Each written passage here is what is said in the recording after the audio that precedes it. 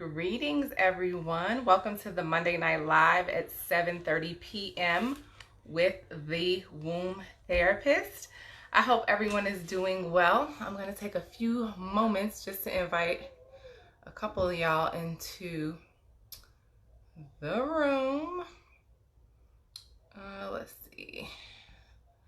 I hope everyone's Monday is off to a great start.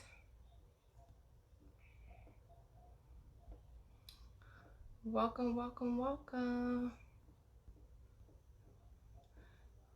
Ooh, did they re-put that feature in here to invite people to go live again? Hey, Christine. What? It's back? All right, so I invited a few people to the live. Tonight we're going to be talking about the importance of releasing emotional baggage, which is super, super important to your healing. So a lot of people don't realize that in order to completely heal, you have to address your emotional baggage. You have to address the things of the past that you swept under the rug. You have to address the things that you're holding on to, that you're allowing yourself to lead with today, okay? And some of us are not doing that consciously. We're doing it subconsciously. All right, so we'll be talking about that. Hey, it's a delay, and I see you, Christine, but that's the only person I see. I know there's other people in the room. But anyways, I'm going to jump right in because I want to get to the point, and if I have a few extra minutes, I'm going to, oh, it's right there, read a couple of pages out of a book around decluttering. I'm going to swipe these comments to the side just a minute so I can see what it is that I need to see. So welcome, welcome, welcome. As you come into the room, type in replay. If you are watching the replay, if you're here live, you can definitely hashtag live and share this live out with other people, because a lot of people don't realize that the reason why they haven't completely healed is because they are still holding on to their emotional baggage. All right. So I want to start out by saying it's very important to release your emotional baggage. All right. There is power in the present moment. That is where your power lies. It doesn't lie in the future. It doesn't lie in what's behind you or what's past. It lies in the present moment. That's why it's so important that we are present when our children are speaking to us, when we're having conversations on the phone or in person with someone else, to be present, to actually be listening to listen, not listening to respond. Okay? This lighting is attracting a bug of some sort. All right, so too many of us are living in the past and allowing it to rule today. Way too many of us are doing that. Living in the past and allowing it to rule today, all right? There's a lack of joy when we don't live in the present moment, when we're not present right now, when we're focusing on things of old, when we're too far in the future and all the things we have to do, when it's making us anxious, because that's what happens. When we're too far in the future, that's anxiety, that's anxiousness, those are panic attacks, because we're trying to think of, or we're thinking about what could come to pass instead of focusing on our current situation and what's happening right now in this moment and how powerful we are here, right?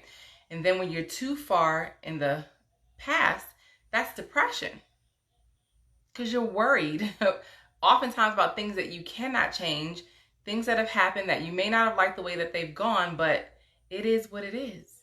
And we have to move on from there. All right.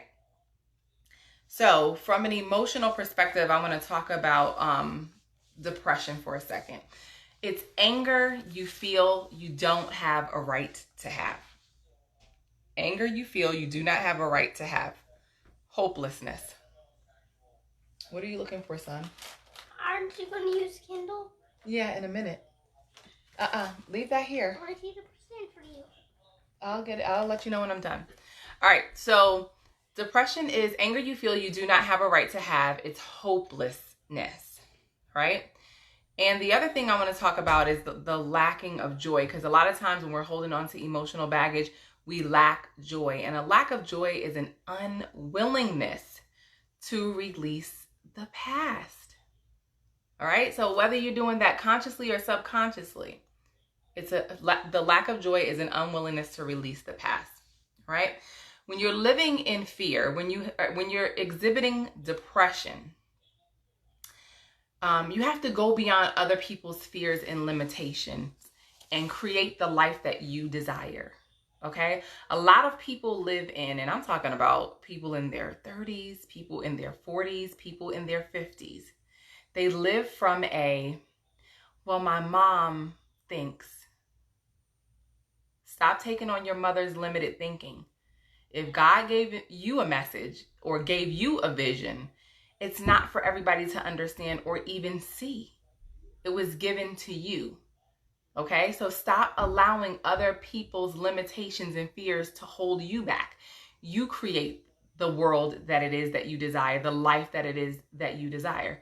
All right? And that's a result of your thoughts. I'm not saying that your mom or your dad's or whomever's opinion doesn't matter or you can't utilize it. But what I'm saying is stop allowing those things to be at the forefront and you lead with that versus what you know and feel in your heart, your intuition. Okay? So again, lack of joy is an unwillingness to release the past. What does it serve you to hold on to the past? Nothing. Nothing. All right? Anxiety is living in the future. Like I just said, it's not trusting the flow and the process of life. A lot of us are halting our future. We're pausing and stopping and not allowing things to flow because we're trying to control it. Trust the flow, trust the process of life. All right? Being in the present moment, you have gratitude and you have thanksgiving. All right? When you're not, you don't. You don't have it. All right? So again, anxiety is living in the future, not trusting the flow and the process of life. Being in the present moment allows you to have gratitude and thankfulness. Okay? And you trust the process. It doesn't always look like you thought it should look. But you activate your faith. Because what is faith? The substance of things hoped for. You might not see it with these two eyes. Okay? Doesn't mean that it's not happening in the spiritual. Because everything that happens in earth always takes place in the spiritual first. All right? So just because you can't see it doesn't mean that it's not happening. All right? Perfect. So holding on to emotional baggage and negative thoughts, dominant negative thought patterns, all right, causes stress. Stress is one of the number one killers out there. Stress. And a lot of us complain about our stress, but we don't do anything about our stress. And that's a problem. Like, stop complaining about these relationships you're in and do something about it. Stop complaining about the friendships that you're in and do something about it. Stop complaining about the way your adult children show up or how they treat you. Do something about it. Like, put a boundary in place. Not enough of us have those. Okay? We'll talk about that a little bit more. So holding on to emotional baggage and dominant negative thoughts causes stress. It creates dis-ease in the body. It causes you to vibrate low, which causes you to be on a low frequency, which means you have the inability to manifest. Not that you're not always manifesting, because we're always manifesting, but when you're vibrating low, you're not manifesting the things that you want usually, and you're not manifesting positive things with negative thoughts. That doesn't happen. That's not how that works. All right? So it causes you not to be able to manifest the things that you desire. I want more money, but I'm stressing out about money. You're going to bring more of lack to you because that's what you're focusing on. I don't have enough. I just need, if I could just get some more. I wish, I hope. All words of lack. Okay? Holding on to emotional baggage and dominant negative thoughts creates anxiety and depression. Negative thinking. Staying in places and relationships longer than you should. Not knowing your worth. Okay? I follow someone on Instagram, and today I read, and I think I actually posted it in my stories. She said, a lot of us are not dealing with depression. We're dealing with the fact that we don't have self-worthiness, we don't love ourselves, and we don't believe that we are enough. And that's deep. And I want to make sure I'm quoting it right. So I think I'm going to slide on over here to Instagram really quick and see if I can find it. But holding on to emotional baggage and dominant negative thoughts causes stress, creates disease. It causes you to vibrate low, which causes you to have the inability to manifest the things that you want. Anxiety and depression are a result. Negative thinking, staying in places and in relationships longer than you should. Nothing about that was positive. Okay, so I'm going to talk about some solutions in just a moment. Let's see. I don't know what my son did to this iPad. I'll have to get that quote for you guys at another time. But pretty much that's what it said. A lot of people are not depressed.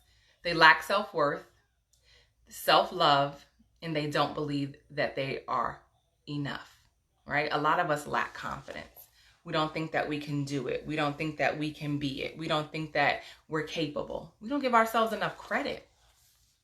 All right. But the reality is, in order to know that, you have to execute. You have to take action. You have to stop sitting behind the computer. You have to stop sitting behind, I'm gonna, woulda, coulda, shoulda, procrastinating, or you'll never know.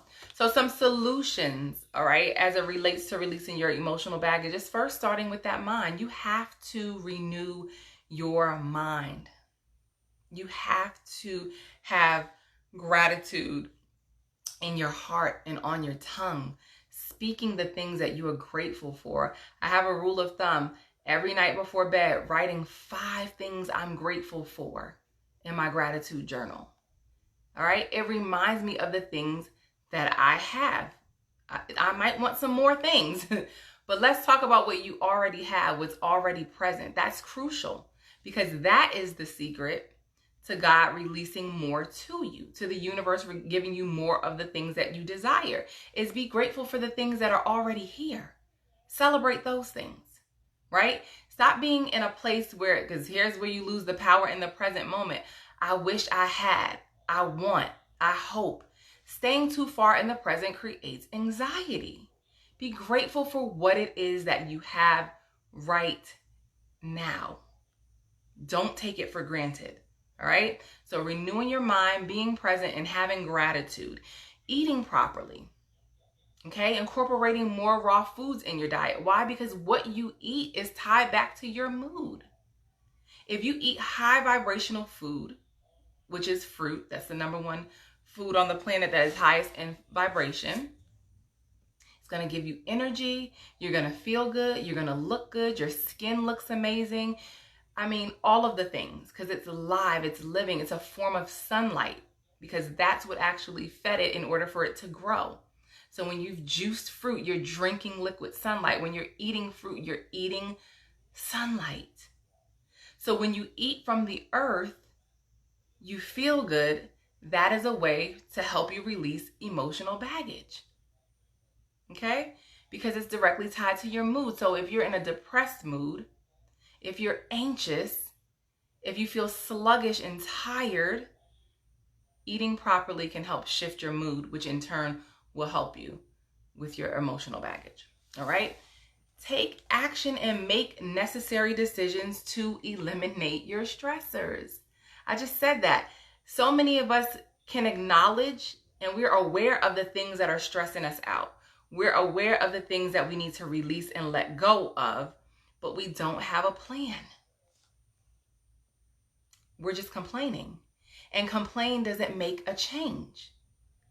Okay? And allowing people and things in your life to stress you runs those adrenal glands down in the ground. Okay? And your adrenal glands are responsible for many things. So make sure you take action. Make necessary decisions to eliminate your stressors, whatever they are. Whether it's that job that you're a slave to, all right? Whether that's that relationship that you know needs to end. Whether it's that relationship with your child that you don't have boundaries in. Whatever that is for you, take care of it. Get out in nature. Ecotherapy is what I love to call it. It will shift everything. When you go out in nature, you hear the birds, you hear the wind rustling through the trees, you see all of the greenery, the butterflies flying by you, the pond, the duck that may be floating on it, whatever that is, getting out in nature shifts everything. So that definitely can help you around getting your emotions in check and under control. Okay? Surrounding yourself with loving and supportive people. You got to be around the right people. You can't be around dream snatchers. You can't be around people that abort your dreams. You can't do that. How you going to do that? I just told you they weren't given the vision, you were. And stop telling people that are not going to help you move forward in those things that you're given. Stop telling them your business. When they find out, it needs to be executed. It's because you're getting results already. So be careful who you share your dreams with when they're in the incubator stage, because you don't want people aborting your baby because of their lack and their limitations and their disbelief in themselves. So therefore, they can't see it for anybody else. All right? So surround yourself with loving and supportive people. I have a mastermind group that I rely on heavily when I have thoughts, when I want to talk things out, when I want to launch something and I have questions and I'm like, well, if you think if I do it this way, blah, blah, blah, blah, blah. And they give me feedback and they encourage me and they give me deadlines, because the reality is a goal without a deadline is a dream. When is it going to come to pass if you're not giving it a date? It's not. So they hold me accountable. So get yourself around some people who love and support you and are going to help you get to your next. If you don't have those kind of people in your life, you need to find them ASAP. You need to find them immediately. All right. Meditation. Meditate. Meditation is key to so many things.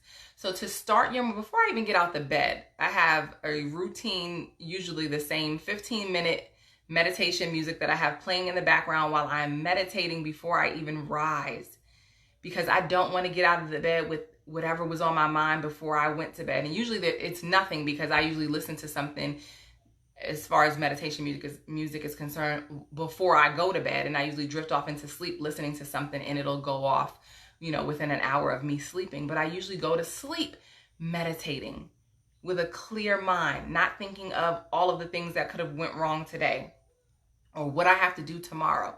I don't want to do all that.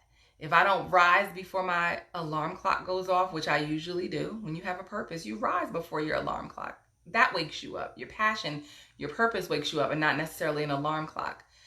But I have one set just in case I'm in some good sleep or in a good dream and I need to get up, right? So meditation is key, because it sets the tone for the rest of your day. And when you command your morning in that way, you create the day that you're going to have. When you're not rushing, that sets a completely different tone for your day versus you late and you're rushing and you're mad in traffic and why can't they drive faster? No, you should have been up earlier. You should have got dressed sooner. You should have had that extra 30 minutes, 15 minutes in your morning for your meditation to quiet your mind and be zen, and nothing's going to bother you. Leave an extra 15 minutes earlier and be good. Okay? To be on time is to be late. So if you start your job at 9 o'clock in the morning and you walking in at 9 o'clock, you late. You should have been there at 8:45. All right? So meditation is key because it helps set the tone for your day. You clear your mind. You're in a calm space. It's a game changer, I'm telling you. Changes your life. And start out with 5 minutes if you're not a meditator, because your mind could be consumed with so many thoughts. What am I going to cook? What am I going to do? You have to quiet all that, and it takes practice. So you start at 5 minutes and you work your way up to 10 minutes, and from 10 to 20 and 20 to 30 and so forth and so on. All right. Also, seek professional help.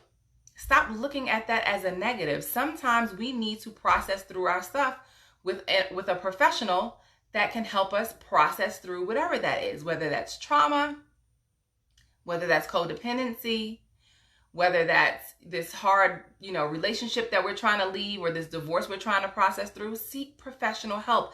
There are times that you don't have to do it all alone. Okay?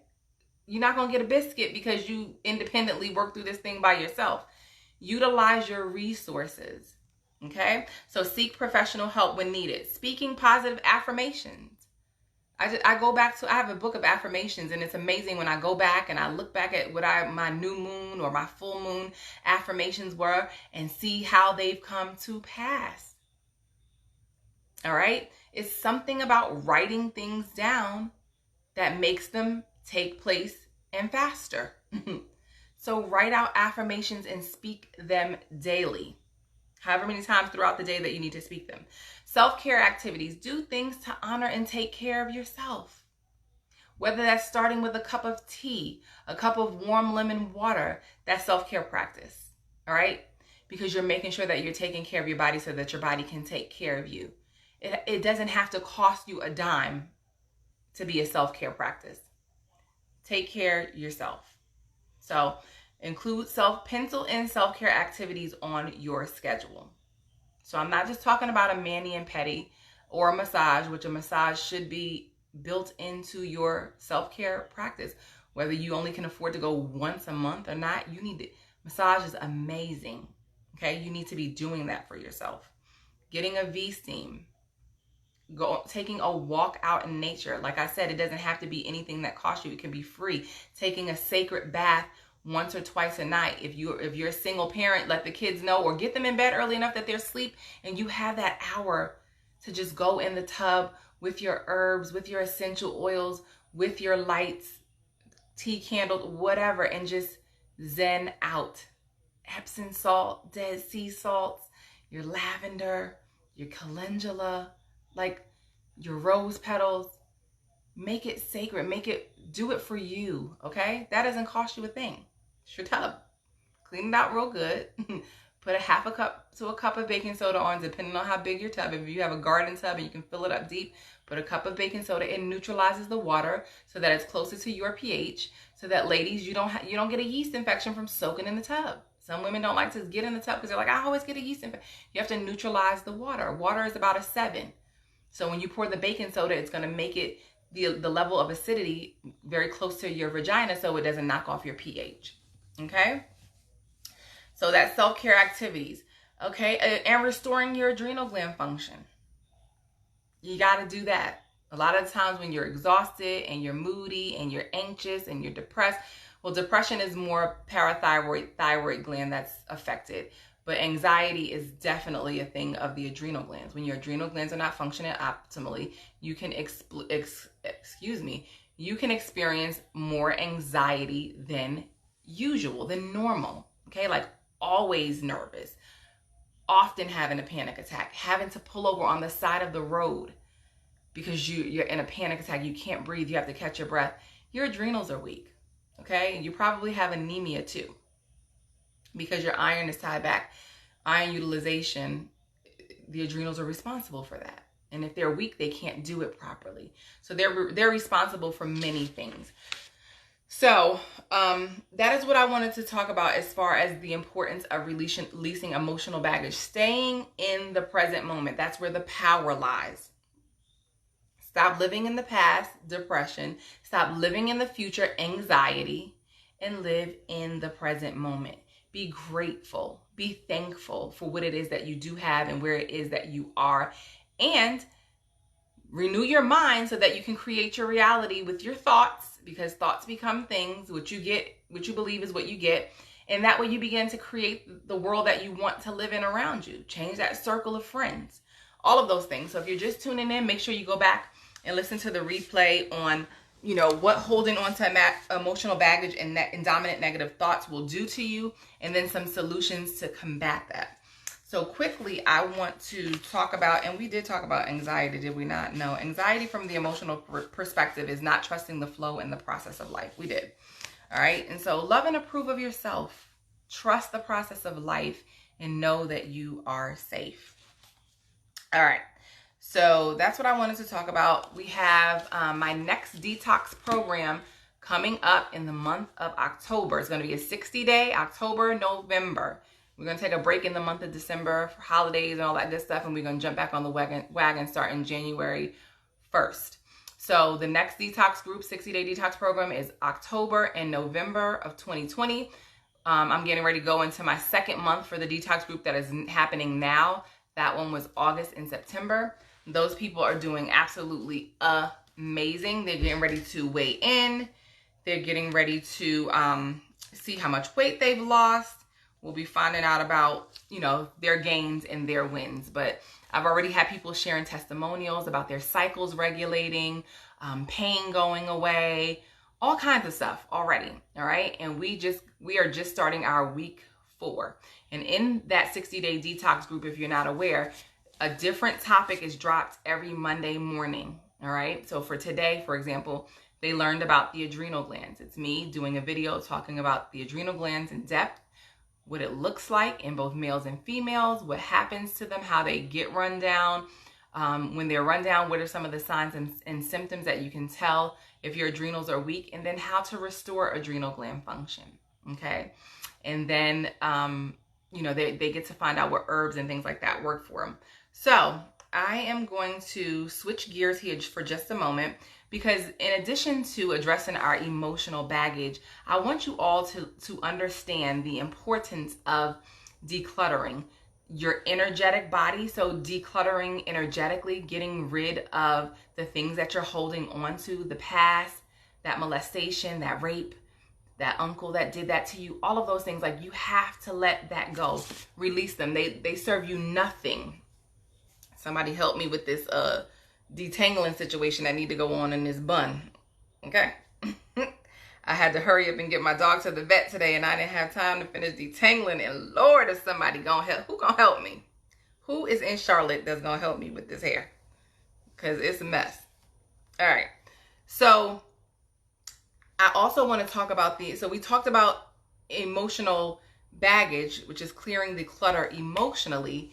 But I also want to talk about decluttering, you know, other places in your life. And this book, I've shared it before, but it's called What Your Clutter is Trying to Let You Know. Uncover the messages in the mess and reclaim your life. Yes, how can I help you? Bailey doesn't even care about me. He want to come to you. Well, not right now. Not right now. I'm almost done, okay? So I'm going to read a couple of things from this. I'm not going to read everything, but I do want to read some highlighted stuff, because this is an amazing book. If you don't have it, go get it. What Your Clutter is Trying to Tell You. Uncover the message in the mess and reclaim your life. Because guess what? When you have mess in your house, whether it's your office, whether it's your car, the back seat, like, all of that has a meaning. And that's what I'm going to share with you on tonight, specifically what those things mean. But I want to share some of the highlights of this book. Come on. All right. Clutter clogs up more than floors, tables, and closets. It blocks abundance. It suffocates dreams. It dims your light. So if you got stuff in the corner, boxes, old clothes that you know you're never going to put on again, old shoes. Yesterday, I decluttered my underwear, sock, and bra drawer, 3 different drawers. Man, I was like, why am I still holding on to these bras? Like, let that go. You know? So we have to take the time to do that, and often. Because the thing is, we live, we shop, we do things, and then we clean up and we declutter, but then we slowly inch and bring things back in. I want to one day be a minimalist. That is a goal of mine. Okay? So again, it blocks abundance. Clutter blocks abundance. And I'll never forget when I first started coaching years ago in business, that's the first thing the coach told us to do. She said, I know you thought it was going to be real deep, but before you guys do anything, before we even get started next week, I need y'all to clean up your house. I need you to clean out anything that's in the corners. I need you to throw out anything that you're not using. Go through that linen closet. Go through those other closets and the other bedrooms where you got stuff and that's not even the room you sleep in. I was like, oh, she is all up in my business. Clean up that garage. Woo! Okay? I can relate. And it says, while physical clutter can be overwhelming and exhausting, it holds insights and answers to some of your biggest blocks. By digging into your clutter and unearthing what it's trying to tell you, you can understand the message in the mess and see the limitless possibilities and new opportunities that are yours for the taking. So if you feel like there are things that you have been working on, if you feel like things should be flowing into your life, your money should be coming in a lot better, especially if you're an entrepreneur in business, you have to, 1, check your frequency. Are you vibrating low? Are you holding on to the past? Are you holding on to people, places, or things that could energetically be blocking new opportunities? Or do you have clutter in places that you need to get rid of? All right, let me see. So I'm trying to look at things that are highlighted. Okay, I'm gonna read this one really quick. It says clutter. Even the word feels heavy when you say it. We've become accustomed by stuff and so inundated by things that we almost have nowhere to turn. In the United States alone, there are more than 2.63 billion square feet of self-storage space. Now, y'all know that's ridiculous. All these storage units and, buildings with storages. That's more than 3 times the size of the island of Manhattan. And the occupancy rate of these facilities is 90%. So not only do we have 2.63 billion square feet of storage space in the United States, the occupancy of the facilities are at 90%. Nearly 1 in 10 U.S. household rents a storage unit. That's a lot, y'all. 1 in 10. And then think about it like this. When you have stuff in a storage unit, out of sight, out of mind, you're not even using that stuff. You're not even thinking about that stuff. All right, so nearly 1 in 10 U.S. households rents a storage unit, even though 65% of those households have a garage. That's not surprising because the average U.S. household contains 300,000 things. While the United States leads the pack in the amount of storage space rented, Canada and Australia are big fans too. As we buy more and more, our homes, our garages, our attics, our cars, and our lives are bursting at the seams. Oh, we need to be shamed. Clutter is a roadblock to abundance in all its forms. Whether it's physical clutter that is frustrating you or emotional clutter that limits your thinking, if you don't have space in your life and in your mind, the universe can't send you the goods. So I'm talking to those of you who are praying, laying prostrate, keep praying the same prayer. And you're like, why am I not receiving this thing that God told me he was going to send me? The universe said I was going to get this. Could it be that you're holding on to physical or emotional clutter? So much so that the universe can't send you what's yours? If you want a different job, a better relationship, more money, loving friends, new relationships, but your life is filled with toxic relationships, boxes of mementos. You ain't letting go of them exes. You got a whole file of their pictures in your phones. You got a box, tucked in the corner with all of your exes. What you holding on to them Negroes for? What you holding on to them women for? Let that go. Stacks and stacks of books. Then you're literally clogging the path. There's no room. Okay? Your space is telling a different story and your words aren't matching your actions. And this quote says, we think the problem is not having enough space for our stuff, when in fact, it's that we have too much stuff for our space. That right there is deep. All right. When the clutter of negative thoughts, blocking beliefs, and piles of stuff surround you, it's nearly impossible to see better options or creative solutions to overcome life obstacles. I'm going to say that again. When the clutter of negative thoughts, blocking beliefs, and piles of stuff surround you, it is nearly impossible to see better options or creative solutions to overcoming life's obstacles. Even the smallest amount of physical clutter can cause an energetic hoarding situation.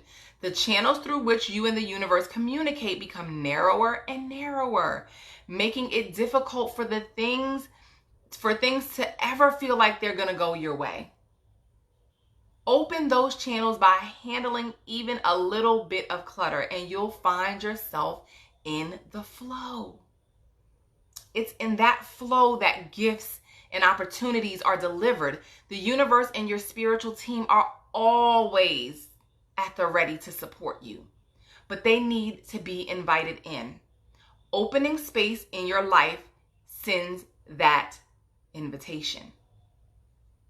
Clutter is not out to sabotage you. It's out to get your attention. It wants to show you where you are tripping yourself up or running in circles so you can work on the real obstacles instead of wasting time on the stuff. Now, when you look at clutter this way, you'll be able to be more understanding and compassionate toward yourself for having the clutter to begin with. All right? Clutter, listen to this. Clutter is a temper tantrum of the soul. And it's time to listen closely to what it's saying. A temper tantrum of the soul. Wow.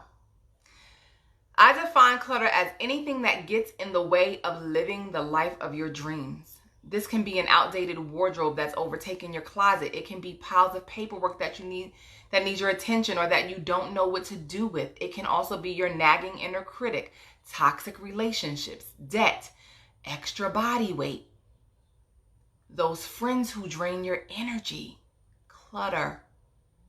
Your belief that if you can't do it perfectly, then you shouldn't do it at all. Clutter. Think of some things or that one big thing that you love to do. I'll bet the next thing that comes to mind are all of the reasons, aka excuses, that you can't possibly do those things because of lack of time, a tight budget, too many commitments, or no related skills. All of that, clutter. Clearing clutter is about getting rid of anything that is no longer a fit in your life. It is about creating space for true fulfillment and joy and welcoming in the universal abundance that is awaiting you. I'll be done in a minute. RJ, close the door. All right, let's get to the nitty gritty. Let me see. There was something else I had highlighted. Let's see. Clutter has a lot to tell you about what's off balance in your life. It's like a flashing arrow pointing to the areas that need attention. Identify an aspect of your life that isn't going the way you like, and there will be corresponding clutter. Realizing that there's a lot more clutter in your life than just physical items may seem like it complicates matters, but in fact, it simplifies things. When you recognize that your clutter holds some life-changing clues, dealing with it becomes a treasure hunt. Rather than resisting the piles, both physical and emotional, and hoping they'll magically go away, you can think about what those piles might be trying to tell you. As we dive deep into the message in the mess, here are some questions you want to think about. What stops you from clearing your clutter? Go beyond I don't have time. What would it mean if all of it were gone? Move past I'd be relieved. All right, if clutter were no longer an obstacle, what would you then have time for? This might be a professional pursuit, a romantic relationship, or a life dream. Is there anything about the task, project, or goal that feels intimidating? Might your clutter be a convenient distraction from pursuing that scary goal? With all or nothing thinking, nothing always wins. All right, let me get to the stuff. Your inner critic is a loving liar. Let's see, let's get to the stuff and talk about if your clutter could talk. All right, so if your clutter could talk, common clutter hotspots. We all have areas where clutter tends to land, multiply, and live. These areas seem to be catch-alls for either stuff we don't know what to do with or stuff that has outgrown its home. What hidden messages might these areas be holding? When you consider each hotspot in its entirety, instead of the specific clutter within it, you can get the big picture message your stuff is sending. So don't raise your hand. Let me see. I haven't even been looking in the comments. Hey, Naf, with all or nothing thinking, nothing always wins. That's what the book said, girl. Hey, y'all. All right. So closets. Don't raise your hand. Don't be like me. Closets. Closets are places where we tuck away our dirty little secrets. Whether it's clothes in the back of the bedroom, wardrobe, that represent a happier or healthier time in your life, or the junk collecting closet that reflects old hobbies or goals. Out of sight is never out of mind with clutter. Hidden clutter is an energy drain that is always calling for your attention, and it becomes fuel for your inner critic to squawk about what you should be doing. Let me tell you how that reigns true for me. At one point, okay, so when I was pregnant with my son, I just found out that I was pregnant. So everybody's like, don't lift nothing, don't. Well, I moved from one house to another. I feel like everything got dumped in the middle of the garage, and I couldn't do anything for a long time, because when I found out and when I moved, I was roughly 3 months pregnant. So finally, when I got the opportunity to clean it, I remember going to because I have a refrigerator in my garage. I remember going to the refrigerator in the garage and like thinking I'm just about to see this whole mess. And then I was like, like I gasped because I forgot that I cleaned it. Because it had been messy for so long, and just like everything thrown in the middle. Nothing had any organization. Like I just remember it being an energy drainer to the point that I didn't want to go out there. You know what I'm saying? And so as soon as I cleaned it, let's just take this off, y'all. It is what it is, okay? I'm tired of that little thing's creeping up. So your closets are your places where you tuck away your dirty little secrets. What secrets are you holding on to? Whether it's clothes in the back of your bedroom wardrobe that represent a happier or a healthier time in your life, or a junk collecting closet that reflects old hobbies. It's draining your energy. Out of sight is not out of mind with clutter. All right? Hidden clutter is an energy drain that is always calling for your attention. All right, so if your closet is cleaned out, if your closet is junky, address that. What are you holding on to that you need to be letting go of? All right, counters and tabletops. So kitchen counters, tabletops of any sorts, whether that's your nightstand, your dresser, your desk. Well, no, the desk is next in office, but counters and tabletops. Clutter that you see often is a consistent energy vampire, but the solution isn't to tuck the items away in a drawer. All my junk drawer people, I know this. I know everybody in here got a junk drawer. Don't you do it. So the clutter that ends up on a tabletop is often the kind that an organizational system can handle effectively. That mail that's just sprawled all across the kitchen or the dining room table. Give it a place. Buy a little box that says mail on it and stick the important mail the bills that need to be paid for the month, whatever's coming up for the months to come. Shred the trash. Shred the credit card offers and all that the dentist that just moved into your neighborhood. Get rid of that right then and there. Have an effective organizational plan, a system in place so that mail and papers don't have to pile up. For example, piles of mails can be eradicated by creating a routine of sorting it when you pick it up, discarding what you don't need, and finding a home for what you do need. I just said that. Overtly visible clutter is a loud and clear message that something needs your attention. By ignoring it, you send yourself the message that you're not a priority. Did you hear me? Overtly visible clutter is a loud and clear message that something needs your attention. By ignoring it, you send yourself the message that you're not a priority. Clean your counters off. Clean your tabletops. They are energy vampires. Don't tuck it away. Get rid of it. Or make sure it's in its place. Bring organization to that thing. All right, your desk in your office. You ready? For those of you who got junky desks and need to clean them off. I have to do it often. Okay, I allow stuff to pile up and I'm like, you know what? I cannot work in these conditions. This is driving me nuts. Before I can even get to these, whatever I'm working on, I got to clean this mess off my desk. All right, so I'm not here to judge. I'm just here to give information. Clutter in your home often could be suffocating your financial health. Because what did I say in the beginning? Clutter is tied back to your abundance, that prosperity that you're praying for. All right, so clutter in your home office could be suffocating your financial health. Perhaps you have unpaid bills you're avoiding, taxes you haven't filed, or bank statements that need reconciling. It might just be a dumping ground for mail. Whatever it is, devoting scheduled time to sorting clutter, here is a surefire way to boost your bottom line. Handle the papers, clear that clutter, file your taxes, pay those bills, figure out a way to get the money to pay those bills. All right. The same goes for clutter in an external work office. While your work demands may result in a messy office, unnecessary clutter slows productivity and could act as a form of self-sabotage in your career. You may be overlooked for a promotion or find your job in jeopardy, again affecting your financial security. Bring me the dog. Because he's crying too much.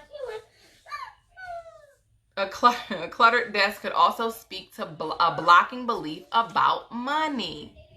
Hey, baby. RJ's driving you nuts. You need a break from him. Say hey, y'all. Say hey to the people. Yeah, I know he got All right, tears. I don't want kisses right now. I know. Say hey, guys. I know he got tears. Bailey. Those things near his Relax. eyes are tears. Okay, relax, Bailey. Oh, do you want to go back crying? You want to go back crying? You buying? Don't threaten him, RJ. All right, guys. So a cluttered desk could also speak to a blocking belief about money. Do you judge those who have more money than you? Do you fear others will resent you should your bank account balance increase? So are you worried about making too much money and feeling guilty because of that? Because a lot of people have that hidden belief, that hidden fear, I should say. Like, well, if I make it and I make too much, they might think that I'm better than them, and I might think that I'm... Listen, you doing your work, you executing, you reaching your goals. Close your door because your TV's very loud, RJ. You get what you deserve. Okay? So we can't worry about other people's how they're going to receive what we do. So a cluttered desk could also speak to a blocking belief about money. So it could have something to do on the way that you view money. Neff, you see this chi-chi-wa-wa, Neff? You see that mean streak? You should have never reminded me, because ever since you have... Let me swipe these doggone... Girl. Ooh, Delisa's on there, Bailey. Say hey, T. Okay, he's acting like a chi-chi-wa-wa. No bite. No. You know better. All right, guys, next. Car. The clutter in the car is often the first sign of feeling overwhelmed. You hear me? If your car is a hot mess, that is the first sign that you are overwhelmed. Joni, are you talking about my little baby? Are you talking about my chi-chi-wa-wa? They have a little mean streak. All right, hey, no. But he's a sweet baby. He gives all the kisses, right? All right, but you interrupted my live, Bailey. Stop. Clutter in the car is often the first sign of feeling overwhelmed. Are you frantically rushing from one thing to the next? Because there's a lot of folk out here doing that. You do not need to be scared of something that's 2.25 pounds. Now stop it. Stop it. Are you frantically rushing from one thing to the next? Is your calendar too full? The clutter in your car could be your soul asking you for some downtime. Did you hear me? Did you hear me? If you have a cluttered car, stuff in the floor, on the passenger side, in the seat, in your back seat, on the floor in the back, like all of those things, you're with the attention that yourself is trying to get for you is trying to let you know that you are overwhelmed. And you need to give yourself some downtime. Your soul is asking for some downtime. All right. Now, where my garage folks at? Don't raise your hand. Don't raise your hand. Items in your garage quickly become part of the background scenery, so this area can almost feel like a non-priority because you're thinking the door is down, the house door is closed, I don't got to go out there for nothing, I don't see it. Background scenery. However, each time you leave or return home, the mess before you saps your energy. Even if you don't consciously see the boxes and bins anymore, your soul responds to them anew every day. I'm telling y'all, when I cleaned that garage and I went to go in the fridge like a couple days later to get something, I forgot that it was clean. And I already was just like, you know, like the heaviness that came with even opening that door to go grab something out the fridge. And then I forgot, like, the bins are organized. There's no clutter. Like, I could really pull my car in here if I wanted to. Because it was sapping my energy prior to that. All right? Even if you don't consciously see boxes or bins anymore, your soul responds to them anew every day. Consequently, you operate from a disadvantage, never having enough energy to show up for yourself in the way that you like.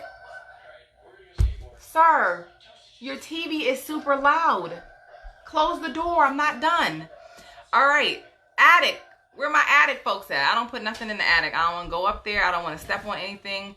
There are times that I hear stuff, like it sounds like it's in my room or something like in there. So I'm like, I ain't put nothing in the attic because I don't want to have to go up there and fight with whatever that is that came through the chimney. No. So the attic, or clutter's graveyard, as they call it, or as she goes, the attic, or clutter's graveyard, as I like to call it, can contain the most ties to the past, holding you back from moving forward. I had a friend that was like, oh, my attic. I was like, what's in there? And she was like, my kids' clothes from when they were babies. They're teenagers. Get rid of those clothes. So you see how that was a memory tied to the past? So maybe you're keeping heirlooms out of guilt, or your child's baby clothes in hopes of clinging to those precious years because she knew that she wasn't having any more children. Much of what is in the attic or in your attic is likely getting in the way of your advancing on your soul's journey. Your attic clutter can be halting your soul's journey. Clean out the attic. Let that stuff go. You don't see it. You don't need it. It serves no purpose. Okay? Let it go. It's known as the clutter's graveyard. Your body. Okay, so now here's something few people think of as clutter. The extra pounds you're carrying. Clutter. Okay? However, this is the quintessential type of clutter that holds a deeper message. If shedding weight was just about eating healthy and exercising, we'd all be thin. But there's much more to it than that. And the messages this clutter has are powerful. Excess weight is most commonly used as a protection from other people's energy. It's a result of painful relationships and nasty self-talk. What are you saying to yourself? Whether you're saying that out loud or you're thinking those things. Okay? You may use it to guard your vulnerability or your sensitivity or to help you feel invisible. You might be stuffing down emotions with food or trying to quiet your fears and your insecurities. Being overweight is fear is a cover for hidden anger. Who are you mad at? You have to release that. It's oftentimes anger at the parents. It's oftentimes anger at the mother or the father or both. Okay? And a need for protection. So something happening in childhood where you feel like, and this is not the book, this is me talking to you, where you feel like you weren't protected. Somebody didn't protect you. And as a result, now you have extra pounds, extra weight because you feel like that's protection. All right? And she said that portion too. Excess weight is most commonly used as protection from others' energy. Usually things of the past, okay? Painful relationships and nasty self-talk. So stuffing down your emotions with food or trying to quiet your fears and insecurity, don't stuff them. They come back up. Address them, deal with them. When I'm detoxing, helping people detox one-on-one, and they're like, I'm crying. Where are these tears coming from? Why am I so emotional? I've had an emotional week. I don't understand what's going on. At a cellular level, your chi is moving, and those stagnant stored emotions that you've stuffed are coming up. They have to be addressed. So your spirit is calling out for love. those of us holding on to excess weight, excess pounds, your spirit is calling out for love, acceptance, and compassion. Instead, we tend to beat ourselves up for being overweight. And what does that often lead to?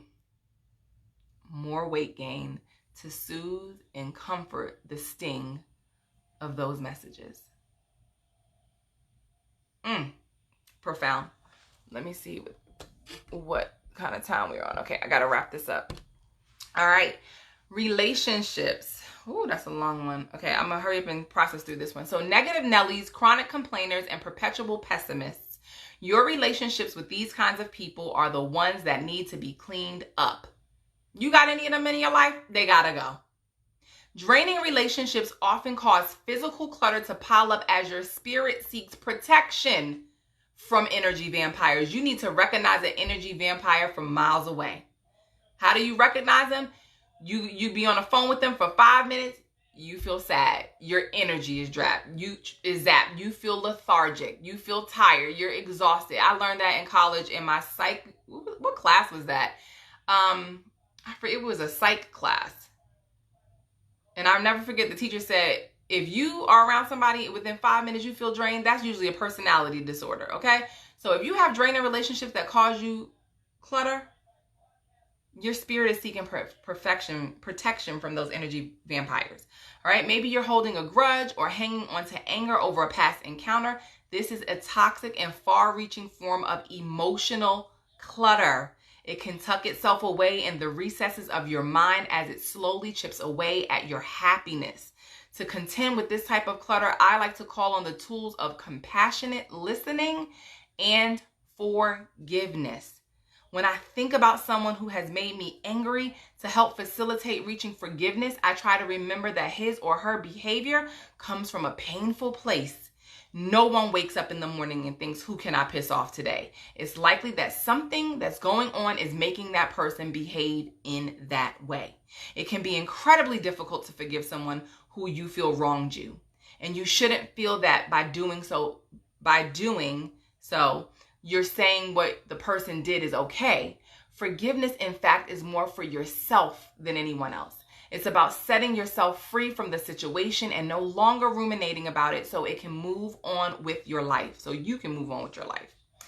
You likely heard the expression that holding a grudge is like drinking poison and waiting for the other person to die. To stop drinking the poison, I use a silly mantra to get myself in check. I close my eyes, think of the person, and say, she's not an asshole. She's just wounded. Sometimes I even sing it to myself to the tune of, he ain't heavy, he's my brother. Whatever it takes to clear the clutter. So whom do you need to forgive? Sometimes the person you need to forgive is yourself. Okay? We are all doing the very best we can at any given moment. And when we know better, we do better. Use frustrating situations as learning opportunities. How can you do it differently next time? Be kind and gentle to yourself. Loving yourself right where you are is the fastest way to get where you want to be. No positive, long-standing change comes from a self-punitive place. You can't berate yourself to success, but you sure can love yourself there. Love yourself even with the emotional and physical clutter. Doing so shows that your love is not conditional or that it only comes once the clutter has been cleared. When you practice compassion, even with the current state of things, you'll be much more likely to make progress. A worrying mind. This is last but not least. There's nothing that will clutter your mind faster than a ticker tape of negative thoughts and worries. Whew! Worrying brings you nothing. Okay? Excessive worrying indicates a strong discomfort with feeling out of control. By obsessing over the what ifs, you can fool yourself into believing you'll be prepared for whatever comes along. However, as the saying goes, worrying is like praying for what you don't want. By holding a loving space for your worried thoughts instead of letting them rule the roost, You teach yourself that you are your safe place. And over time, you'll notice it's easier to calm your mind and feel more centered. Now it's time to look at the specific clutter within these hot spots to clarify the message even further. So if you don't have this book, I'll go to the page again, the title of it. Make sure you get it. I'm going to end the video here by saying take care of your body so that your body can take care of you. I'm going to come right back. Peace, love, and wellness. I'll see you guys on the other side.